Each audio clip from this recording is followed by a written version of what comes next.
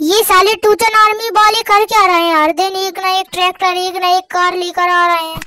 बेटा तेरे मालिक की औकात है तो तू लेकर आ जा। अरे सुल्तान तू बता, इन भिखारियों के पास इतना पैसा कहाँ से आया? क्या बक रहे हो मादरचोद? अरे भैया तुम उनसे भिखारी मत बोलो, उनने सुन लिया तो बहुत बड़ा लफड़ा हो जाएगा। अरे वो सुन लेंगे तो हमारा क्या उखाड़ लेंगे? अबे साले बहादुर गधड़ी, गरीब तू होगा साले और तेरा मालिक होगा। अभी आईडी बंद हो गई थी, सो दिहाड़ी पे जाने लगा था।